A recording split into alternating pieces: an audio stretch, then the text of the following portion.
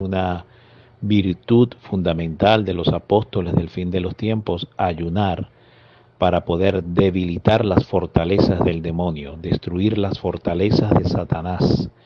Y el ayuno es un arma potente, poderosísima, que debilita, repito, fortalezas satánicas. Y estas fortalezas satánicas se dan en tres maneras: en el infierno, en los aires y en la tierra. Y en la tierra es donde finalmente terminan afectando, impactando al hombre en sus tres realidades, en el espíritu, en el alma y en el cuerpo. Entonces el Señor nos ha dado la revelación a través de su santa palabra y de muchos místicos y santos que nos han hablado de esto, de que el ayuno es un arma poderosísima para poder debilitar el avance del mal, el avance del demonio, es decir, entiéndase, el mundo, el demonio y la carne. Entonces, tomando rápidamente, la escritura nos da de repente una imagen muy diciente sobre el ayuno, que la conseguimos en Isaías 58, y después conseguimos en los evangelios dos imágenes más referidas también pues al ayuno y a la posición y enseñanza que tiene nuestro Señor con respecto a esta arma de combate espiritual, porque eso es el ayuno, es una arma de combate espiritual. A toda la oración, a toda la contemplación, a toda la meditación hay que unirle el ayuno. Es como tener la escopeta, pero no tener la munición. Entonces la escopeta es como la oración, pero esa oración debe llevar una munición. Y esa munición es el ayuno, para poder hacer fuego contra el enemigo. En el caso de Isaías 58, pues nos habla del verdadero ayuno. El profeta Isaías revela claramente en todo lo que es este pasaje de Isaías 58, todo lo que es, repito, el verdadero ayuno. Y va haciendo un contraste entre lo que es ayuno y no es ayuno.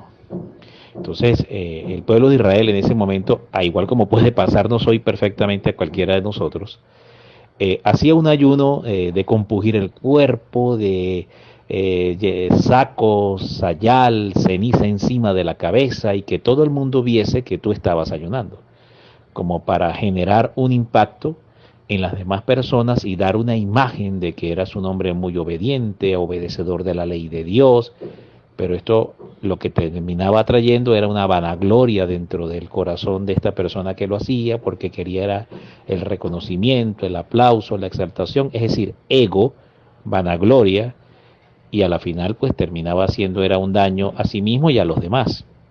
Entonces Isaías hace toda una, va describiendo lo que, repito, lo que es y no es ayuno. Entonces dice así, a ver, recordando: si dejaras el dedo amenazador y de golpear a tu hermano y de hacer injusticia contra tu hermano, si tú dejas de hacerlo y haces lo contrario, yo escucharé desde los cielos tu oración, mi retaguardia, mi gloria será tu retaguardia, mi justicia irá delante de ti. Bueno, vemos ahí un claro contraste entre lo que es ayuno y no es ayuno, y cómo se activa también una promesa dada por Dios mismo. Entonces ahí no hablaba de dejar de comer, interesante, hablaba de otra serie de, digamos, de aspectos de la vida interior, de fuerzas y fuerzas telúricas, tensiones que se mueven dentro de nosotros, que tienen que ver con el odio, la rabia, la condenación, el juicio, la crítica, la falta de amor, la falta de misericordia. Y entonces, claro, la Virgen nos recuerda que una de las formas en que también va a ayudar para poder debilitar estas fuerzas internas, que San Pablo ya lo va a definir como los deseos y pasiones de la carne, cuando en Gálatas nos dice: los que han crucificado con Cristo sus pasiones han muerto a la carne y dan vida al espíritu o nacen a la vida del espíritu. Esto pues lo desarrolla San Pablo en el capítulo 5 y 6 del libro de los Gálatas. Habla de crucificar la carne con sus pasiones y deseos. Esas son esas fuerzas internas, esa lucha interior, esa batalla interior que tenemos que librar primeramente contra nosotros mismos. Y aquí es donde la Virgen pues nos ha recordado la figura del ayuno. Este ayuno comienza en una acepción simple, es decir, dejar de darle al cuerpo, privarle al cuerpo de la ingesta física de alimento. ¿Por qué la ingesta física? Porque cuando se le priva al cuerpo el poder, es decir, quitarle el placer al cuerpo de sentir, repito, el placer de comer. Entonces ya por ahí tú empiezas o se empieza a debilitar un sentido, el sentido del placer de la comida. Porque el sentido, o sea, el placer que da el comer activa toda una cantidad de elementos nerviosos, cognitivos, internos dentro del hombre. Entonces cuando privamos al cuerpo de sentir ese placer, todos estos centros que tienen que ver con partes nerviosas y cognitivas, digamos, su intensidad disminuye. Y al disminuir su intensidad, el hombre puede hacer lo que se llama la elevación del alma. Entonces, es decir, elevar el alma significa poder poner la mirada en Dios y no en las cosas de la tierra, como lo dice también a los colosenses San Pablo. Buscar primeramente las cosas de arriba y no las cosas de abajo, las de la tierra. Entonces, debilitar el cuerpo, someter el cuerpo, castigar el cuerpo, como diría San Pablo, que San Pablo usa unas expresiones de guerra y de combate espiritual bastante gráficas y algunos dirían muy duras, es decir, expresiones muy duras, pero que son la verdad, porque es así. Cuando dice, porque yo castigo mi cuerpo y lo someto bajo servidumbre, no vaya a ser que después de que yo haya sido heraldo, venga a ser yo eliminado. Entonces fíjense la expresión tan dura. Él dice, yo castigo mi cuerpo, golpeo mi cuerpo, lo someto bajo esclavitud. Entonces este ejercicio de someter el cuerpo bajo esclavitud, este ejercicio de castigar el cuerpo, en un buen sentido lo quiero decir, es lo que se llama el ayuno y comienza por privarle al cuerpo durante unas horas, un día o 2 días a la semana del placer que dan los alimentos físicos. Esto produce en principio, es cierto, un debilitamiento físico, que por cierto el debilitamiento físico que produce el no comer es muy similar también al debilitamiento físico que experimenta el cuerpo cuando se está en una vigilia también, porque se pide ayuno y vigilia. Entonces la vigilia, cuando uno va entrando ya, los judíos hablaban de 4 horas de vigilia o 4 tiempos para la vigilia. Y cuando se llegaba a la 4ª vigilia era la vigilia más dura porque la pesadumbre del sueño. Entonces así, cuando uno está haciendo un esfuerzo físico porque el cuerpo desea dormir, desea el placer de dormir, igual como cuando el cuerpo desea el placer de comer, entonces se priva al cuerpo del placer de comer y del placer de dormir por un momento, por un instante, porque esto no es que se haga todos los días, sino el Señor pide es hacerlo de una manera organizada, tampoco para comprometer la salud, lógicamente. Entonces cuando se priva el cuerpo, es similar, si ustedes observan el debilitamiento físico que se produce por privar al cuerpo del placer del sueño, es similar a lo que se provoca en el cuerpo también por el placer, por privar al cuerpo del placer de comer. Entonces, este debilitamiento interior es lo que permite liberar el espíritu. Liberar el espíritu porque el espíritu se encuentra como aprisionado dentro del hombre, porque el hombre vive al revés. Recordemos que en Primera de Tesalonicenses capítulo 5 nos habla de cómo es que tenemos que tener orientado el trípode para cuando venga Cristo por segunda vez.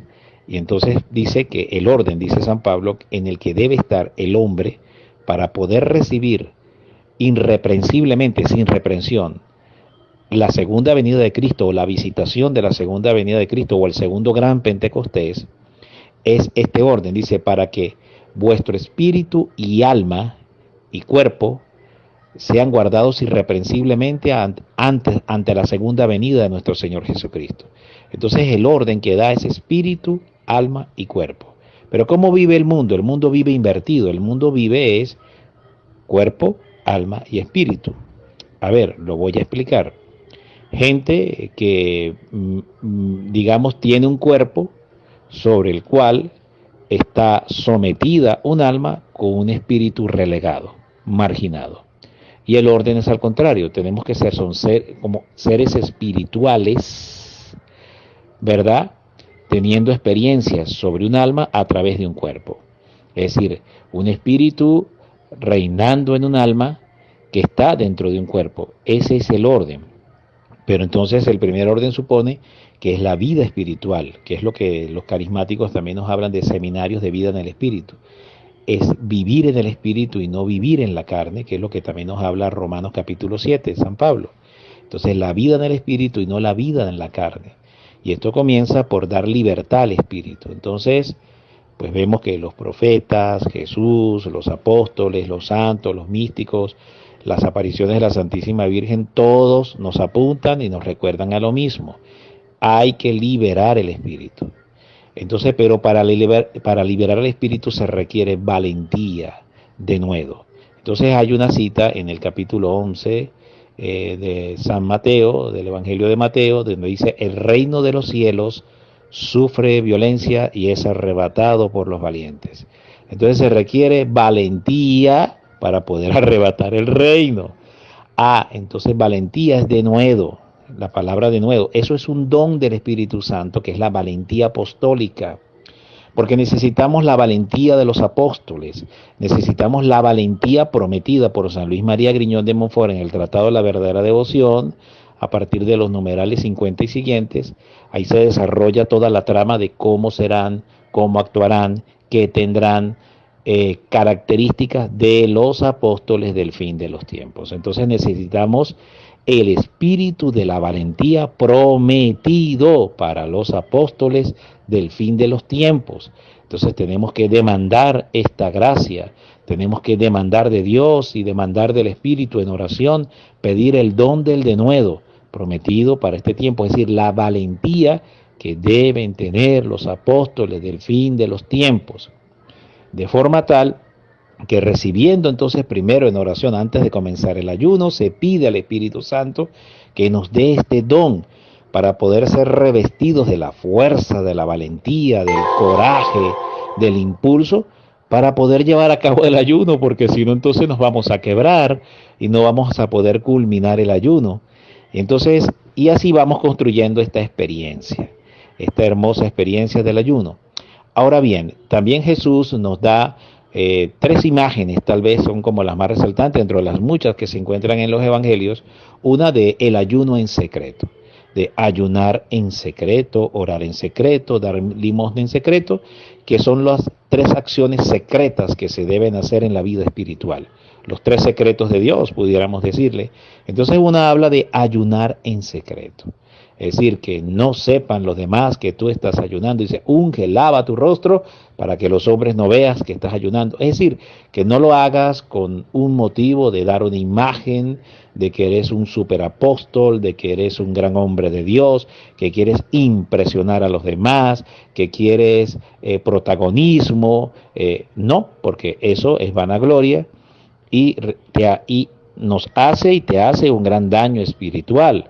Y no ayuda para nada a la obra del Señor. Es más, no termina produciendo el impacto en el mundo espiritual, que es estremecer las tinieblas, puesto que no lo estás haciendo para la gloria de Dios, sino para tu propia gloria. Por eso era lo que le recriminaba o le reprochaba Isaías en el capítulo 58 a los judíos de ese momento, por la forma en que ellos exhibían públicamente su ayuno. Aquí también el sufrimiento es una forma de ayuno y se vive en secreto y en silencio. Es importantísimo esa figura de unge tu rostro y lava tu rostro y que los hombres no te vean. Es decir, sufrir en silencio, sufrir la cruz en silencio. Esto es importantísimo también. Y entonces después vemos otras dos imágenes más del ayuno de Jesús cuando le critican los fariseos, doctores de la ley, hablando a Jesús en relación a sus apóstoles de que por qué ellos no ayunan. Entonces Jesús les dice, ciertamente va a llegar el día en que ellos ayunarán, pero mientras ellos están con el maestro, no les es dado ayunar, pero el día o cuando ya llegue la hora que el maestro les sea quitado, ese día ayunarán. Entonces ese es un ayuno terrible, porque esta figura de que me quiten a Jesús lo podemos ver hoy mejor entendido: que a mí me priven de la Eucaristía, que a mí me priven del cuerpo y la sangre del Señor, o que a mí me priven de tener la guía, la presencia y el amor de la Virgen María. Entonces, que hay momentos de desiertos donde pareciera que Dios se nos esconde, o que la misma Virgen se nos esconde y no la vemos y no la sentimos, y pareciera que el favor de Dios se nos ha escondido y que el sol se ha ocultado, y entonces esta figura de que el esposo nos es quitado, o que por alguna razón no puedo comulgar. Este es un ayuno tremendo, ese es un ayuno espiritual tremendo. Después vemos la figura donde Jesús, vienen los apóstoles, no pudieron reprender a un demonio. Jesús reprende también a los apóstoles. Él dice: oh generación malvada, perversa, generación de víboras, ¿hasta cuándo yo habré de soportarlos y estar con ustedes? Tráiganme acá a ese muchacho. Entonces le traen al muchacho que estaba poseído, reprende al demonio. Los apóstoles se asombran, le preguntan a Jesús, y Jesús dice: porque este género de demonios no sale sino con oración y ayuno. Entonces, aquí ya para ir finalizando esta reflexión, hay un tipo de ayuno que puede comenzar con el privar al cuerpo de la ingesta de un alimento físico, que es el ayuno en su acepción más simple, como lo conocemos. Pero es que hay otros ayunos más intensos, más intrínsecos, más profundos en el alma, que es no solamente privar al cuerpo del placer de comer o de dormir, hablando de vigilia, sino privar al cuerpo de no ver lo que quieres ver, no oír lo que quieres oír y no hablar lo que quieres hablar. Privar al cuerpo de no ver no ver lo que no debes ver, no oír lo que no debes oír y no hablar lo que no debes hablar. Entonces, ese ayuno de la lengua, wow. El ayuno de la lengua es uno de los ayunos más tremendos, eficaces y poderosos que existen. Hacer un voto de silencio, que no significa no hablar ninguna palabra, es no hablar la palabra no adecuada, es no decir lo que no se debe decir, sino decir exactamente lo que Dios quiere que se diga. Y eso significa vivir plegado y unido en una absoluta unión a la divina voluntad del Señor. Eso es entrar ya en un grado alto, en un cuarto, quinto aposento del Sagrado Corazón de Jesús, que es la fusión con la divina voluntad del Señor, y ser transformado en la divina voluntad del Señor. Y aquí nos recuerda también de Santiago capítulo 3, que nos habla de la lengua, que es un miembro que se jacta de muchas cosas y es capaz de inflamar la rueda de la creación entera, la lengua. Cuántas guerras, muertes, destrucciones, divorcios, heridas terribles se han causado en el mundo, dentro de las familias, dentro de tu vida, mi vida, porque no hemos refrenado la lengua. Entonces, ese es un ayuno tremendo, el ayunar la lengua. Pero entonces ahí necesitamos activar digamos, todo un mecanismo que se va a ayudar y se va a soportar, por supuesto, a través del ayuno físico, en el caso de los alimentos. Entonces yo debo retirarme a hacer silencio, que repito, no significa no decir ninguna palabra, no, sino decir la palabra necesaria, la que edifique. Eso que nos habla el capítulo 4 de los Efesios, que San Pablo dice que de vuestra boca salga la palabra necesaria para la edificación y crecimiento de los oyentes. San Pablo no dice que no se diga nada, sino que lo que vayas a hablar sea para la necesaria edificación y construcción del catartismo del Espíritu, es decir, construir el cuerpo místico de Cristo. Si no vas a hablar de Dios, no digas nada. Y si vas a hablar, habla, pero de Dios. Esa sería la forma de vivir el ayuno de la lengua. Después tenemos el ayuno de los ojos, que es tremendo, que el ayuno de los ojos conecta tal vez con un pecado capital o con dos grandes pecados capitales que lo incitan, que lo inflaman, que son la lujuria, la codicia y la avaricia. Tres pecados capitales, están conectados, concumitados pues con el pecado de ver lo que no se debe ver. Entonces ahí Tenemos que dinamitar interiormente esas fortalezas de la carne, y para eso pues también nos ayuda, por supuesto, porque debilita físicamente el cuerpo, el ayuno físico y la vigilia. Entonces es la conexión que existe de cómo podemos, digamos, extrapolar o impulsar desde un ayuno físico de alimentos, llevarlo finalmente al ayuno de los sentidos, para que no se cumpla aquello que dice en segunda de Corintios, capítulo 11, San Pablo, que dice: oh hermanos, cuánto me temo que vuestros sentidos sean extraviados, como fueron extraviados los sentidos de Adán y Eva. Entonces eso es lo que se llama una generación, una familia, una sociedad, una iglesia, un país de sentidos extraviados. Entonces, para no caer en esta terrible destrucción demoníaca de los sentidos extraviados. Entonces, desde un ayuno físico, haciéndolo en silencio, podemos entonces dirigirlo, direccionarlo hacia el ayuno de los sentidos, de la lengua, de los ojos y del oído. El oído tiene que ver también con el chisme, el chismorreo. No prestar mis oídos a oír lo que blasfema a Dios, lo que no glorifica a Dios, o aquello que es causa de pecado. Está conectado también, por supuesto, con varios pecados capitales, sobre todo el chismorreo o oír lo que no va a oír impulsa una acción satánica o un espíritu satánico, o es la invocación a un espíritu satánico, que es el del juicio y la condenación. Si nos damos cuenta, a veces por oír lo que no debemos oír, terminamos juzgando y condenando a otros. Entonces, cerrar las puertas de los oídos a todo paso y avance de todo espíritu contrario, porque esto es interesante. Cuando estamos en el capítulo 6 del Evangelio de San Juan, interesantemente se desarrolla una palabra de Jesús. Dice: porque las palabras que yo os he dicho son espíritu y vida. Entonces, ¿qué significa? Que Jesús está diciendo que cuando Él habla, son palabras o espíritus que traen vida. Son espíritus que traen vida, es espíritu que trae vida. Son palabras, espíritus que traen vida sobre el hombre. Y al revés, la antítesis de esto sería Satanás. Porque cuando Satanás dice, así como cuando Jesús habla, ese espíritu que da vida, entonces el demonio dice: bueno, cuando yo hablo, ese espíritu que da muerte. Entonces hay palabras que traen vida y palabras que traen muerte, basado en esa interpretación cuando Jesús dice: porque las palabras que yo os he dicho son espíritu y vida.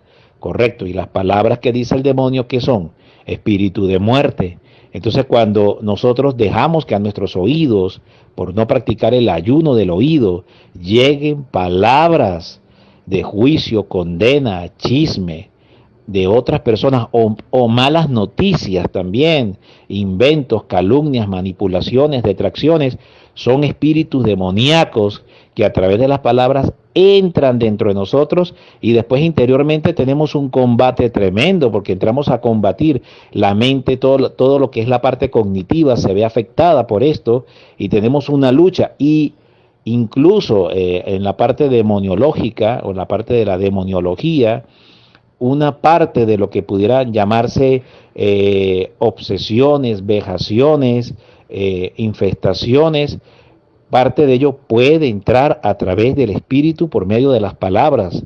Es decir, el demonio susurra palabras, y estas palabras rebotan, crean un desastre interior, un ruido espantoso, que provocan un gran desespero dentro de las personas y provocan un desequilibrio interior.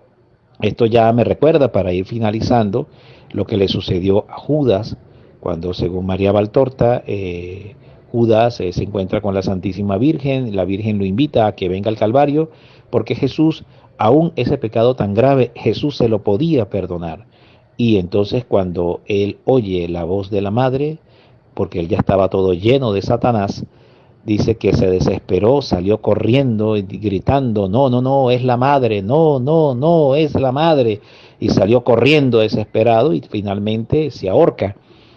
¿Por qué? Porque la voz de Satanás estaba totalmente dentro de él. Y esta voz de Satanás entra precisamente a través de las palabras que se vuelven espíritus, Y así como Jesús dice, las palabras que yo os he dicho son espíritu y vida, entonces Satanás también dice, las palabras que yo les digo son espíritu que traen muerte. El Señor les bendiga y que la Santísima Virgen nos ayude plenamente a vivir este día de ayuno y todos los demás ayunos que a través del apostolado se nos vayan proponiendo, y que la paz de Dios Todopoderoso descienda sobre nosotros.